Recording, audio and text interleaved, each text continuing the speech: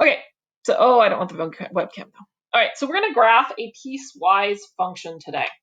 And then I'm also gonna talk about something else that comes up in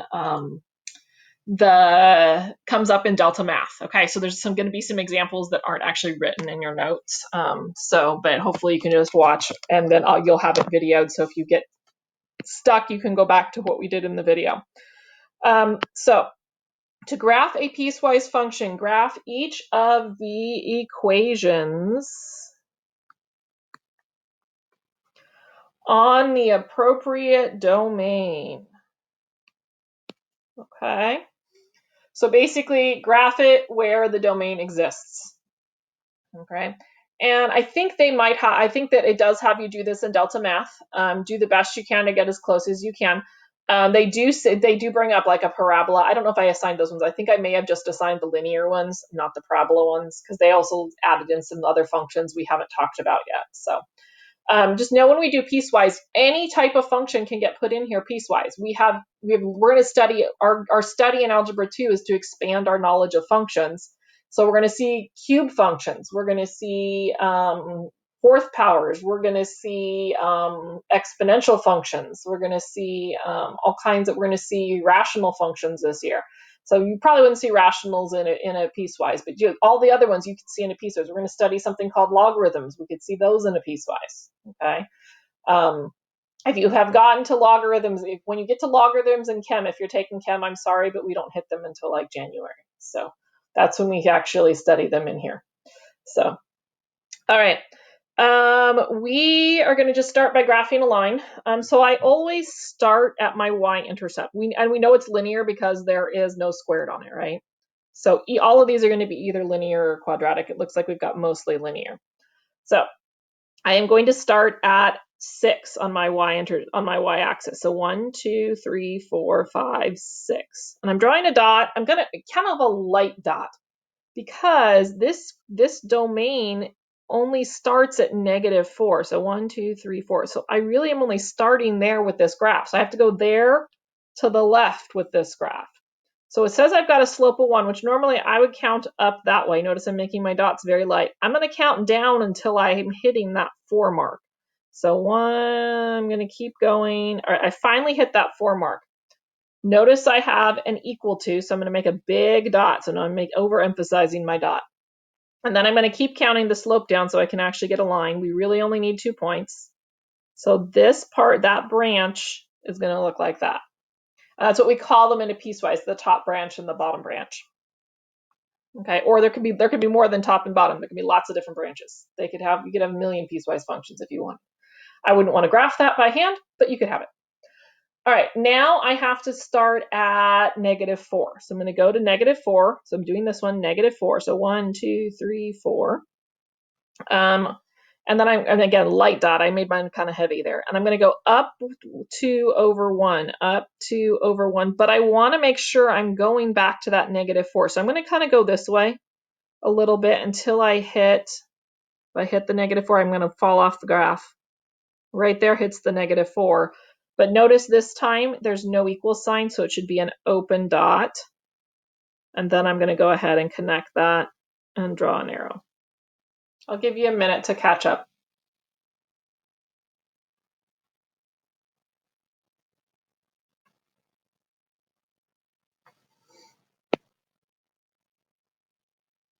Okay, let's take a look at the next one. Okay. All right, so we are going to sketch or graph a piecewise. This one, oh, it looks like I have edited this lesson. Cool. This is just a good old parabola. All right, at vertex 0, 0, it says that I've got to start from 1, the x value of 1. So I know for a parabola, I have 0, 0, and we talked about earlier this week how we have the point -1, 1 and 1, 1. Notice I hit that x value of 1. It is supposed to be an open dot, so I'm going to erase my dot that's there and make it open. I should not have used light blue. Huh? Open dot, and then I am drawing the U shape.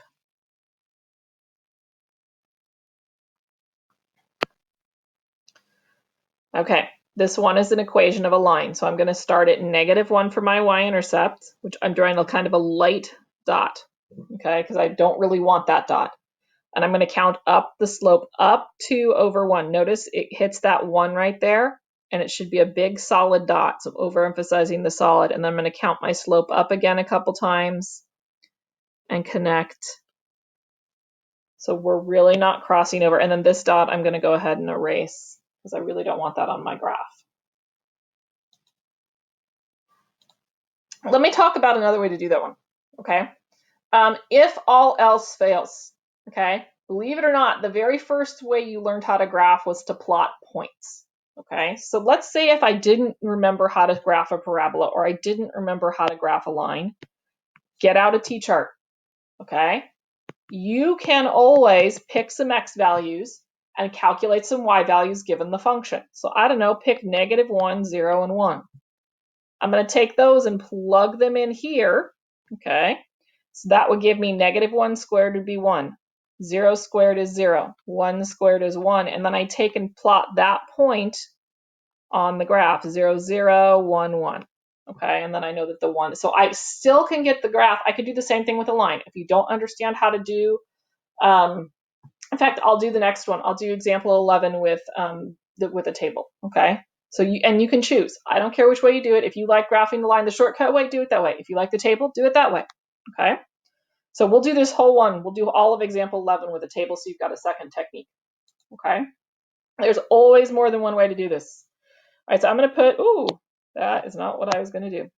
All right, I'm going to put a little table out to the left-hand side. I am going to use so this is going to be x, f of x, and I'm just going to call this the top branch, okay? So this says I need values less than 3. So I'm going to pick some values less than 3. I really only need 2 of them, but I'm going to pick like 3 of them.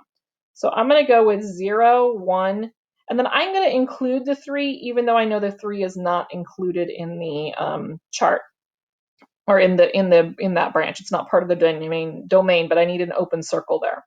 So I am plugging 0 into 2x. 0 times 2x is 0. So I'm going to plot the point 0, 0.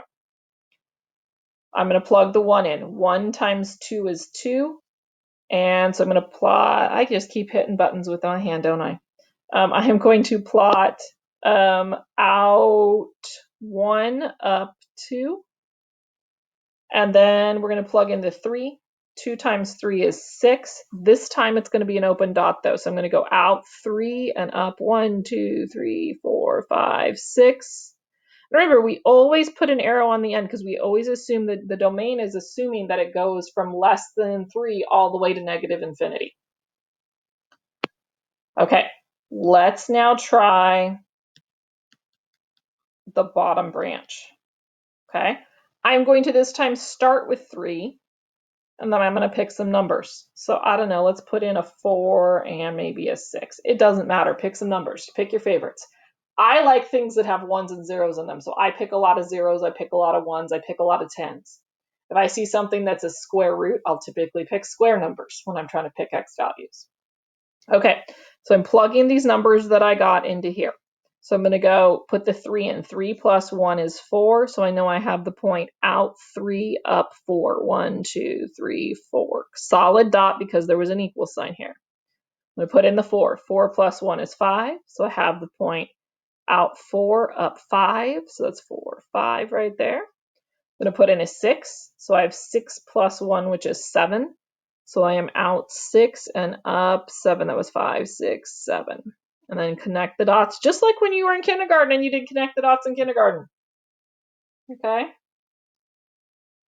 My kids are into the big, my third grader likes it when I give him like the connect the dots. It has like 200 points to it. That's how gave him those for the road trip we took this summer because we've never done a road trip before. Because why would I want to lock myself in my car with my children for 14 hours? But there's not enough space. All right, especially when you have a 2-year-old. So, but we did it and we survived. And we visited my parents for a week. All right, in Wyoming. So we saw, and guess what? You go to Yellowstone to see the animals. We saw no animals at Yellowstone. We saw 1 deer on the side of the road on the way back. It was really sad. We did see the geyser, but that was it. Okay, we were in the car basically all day. Social distancing in the car at Yellowstone. Okay, here we go, example 12. So we are looking at 3 branches this time. Okay, so I'm going to start with this one here. I'm going to go ahead and do this without the t-chart. I'm going to go back to just graphing it the shortcut way. Okay, so I know I'm starting at the y-intercept of 1. Okay, now, but I only really can start those values at -2. So I need to go this way. I know I can't really start graphing that until I'm at -2 this direction. My slope is up 2 over 1, which I don't want that way. I want to bring it this way. So I'm going to go down 2 over 1, down 2 over 1. That's where I'm starting right there with that x value. It's closed. There's an equal sign, so we've got a big solid dot. I'm going to count the slope one more time. There we go. So there's my first branch.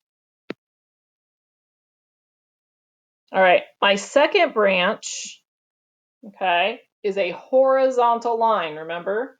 We know that the y equals 1 is horizontal. We talked about that yesterday, okay? Whereas the x equals 1 is vertical because your x stands you up, okay?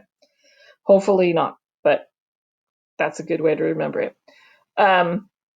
So that means I'm drawing a horizontal line at -3 between -2 and 4. So at -3, oh, look at this. Isn't this interesting? I technically have an open circle here, and then I go all the way to 4. 1, 2, 3, 4, draw a closed circle, and that's what I get. So really what happens right in here is the closed circle is going to win. That means they're both equal to, and remember how yesterday we just picked one where it was equal to? That's what's going on there. So you really don't need the open circle, because the closed circle that was already there will be the winner, okay, when the graphs are continuous and connect. All right, we got one more. So this one here, I'm going to start at -7. So let's see, -3, 4, 5, 6, 7. And we're drawing kind of lightly because I don't have to really start graphing until 4. And then I'm going to go up 1 over 1. So I'm just going to draw until I hit x equals 4, which, what do you know, is right there. Okay, it would technically be an open circle, but remember, we've already got a closed dot. I'm going to keep that slope going and then connect it. And there's my graph. Okay, I'm going to erase the pink because it looks like a line on there and it's not supposed to be. All right, so that's graphing a piecewise function. Hopefully we reviewed some graphing skills that we had in Algebra 1, and then of course took geometry and lost them all. So hopefully you got a little bit of graphing review in there. All right, I pulled these right out of Delta Math. I want to talk about with you, I know you don't have them on your paper, and I'm sorry that I really need to edit the notes and get these put in. But I figured that you would be good to look at this. If you want to sketch it really fast, I'll be quiet for a minute, let you sketch it. You can just put it off to the side. You want to put in the left-hand column. We're going to do 3 of these, okay? And then it's something that is important that you can read and know how to do this, okay? So I'm going to be quiet for like 30 seconds and let you sketch it if you want. Just sketch a sloppy graph.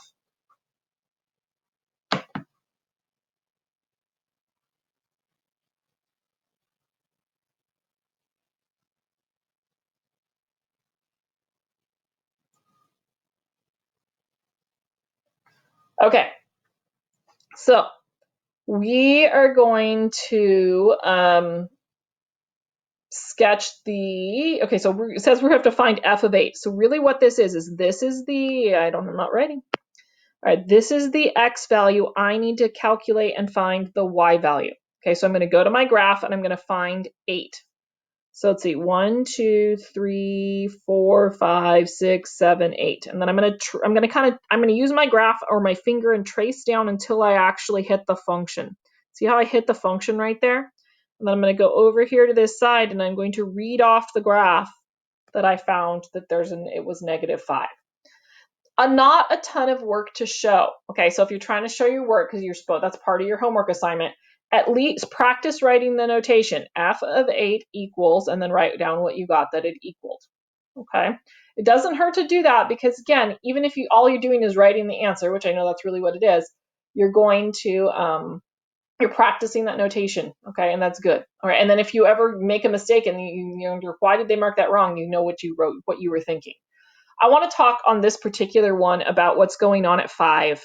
Okay, what if instead of 8 they asked me for f of 5? If you look right here at 5, you'll notice I've got a solid dot and an open dot. Remember, the solid dot or curve always wins. So the value of f of 5 would be 3, okay, not 4. We're actually working on this same concept right now in the AB Calc class. So they're doing a calculus take on it. So it's important that this stuff comes up and it's not in your book. That's why we're doing it out of the trig book. All right, and delta math. All right, so this time I have to find f of -8. Again, I'll be quiet for about 30 seconds and let you sketch the sloppy graph there. It doesn't have to be perfect. You don't need all those numbers. Just put it somewhere, left-hand column or any extra space you can find.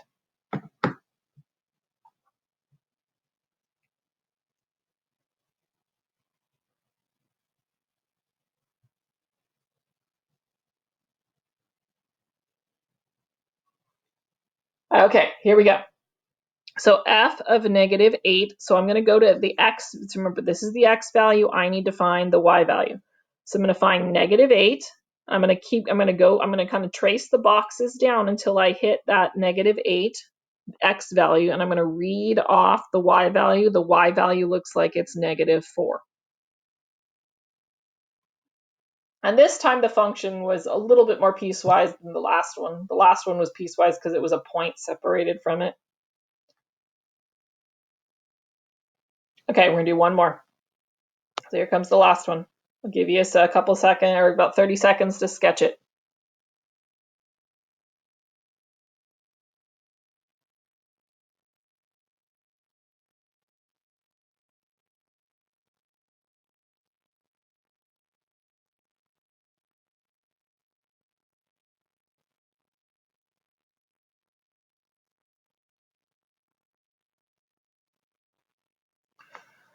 Okay, so this time it's wanting us to find the x value of 3. So I'm going to go 1, 2, 3, and do you notice how there is nothing there? Okay, if there is nothing or there's no solid, okay, anywhere on that line, we say that that is something that does not exist. You can use DNE. I don't know what delta math will take. But try. DNE stands for does not exist. That is an acceptable mathematical abbreviation. Okay, very widely known. All right, I know I didn't take the whole period. Okay, but I know you guys have still some things to get done. I have gotten through all of the performance tasks 1 and 2. Okay, so I've done the regrade on all of that. I started working, I've gotten through one person's 3. Okay, so that's the next on my list is I'm going to work through the third one today. So if you want to, I've opened those surveys up so that if you want to take them, if I send it back to you with more comments, you can redo it again before Friday. That's fine. Okay. If it's not done, anything that's not done by Friday at 5, cannot be guaranteed to hit your triad grade. Okay, because I do have to have actual time to get it graded. All right. And my husband's birthday was yesterday, which means I have to throw some kind of a dinner party on Saturday. So I'm not going to be able to spend all weekend grading because you turned it in late. Okay, so please get it in by tomorrow at 5 o'clock. Okay, everything. The tasks are the first thing, should be the first thing on your list, and then any homework that is missing. Okay, and then warm-ups. All right, so warm-ups are kind of should be the last thing on your list to tick off the list. Okay, the other thing I want to show you while I've got you here and we've got a few extra minutes is I want to show you what it looks like on my end so you can understand something a little bit more about how the workflow goes for me. So if you look at this, I have this button that says, oh, I'm going to stop recording.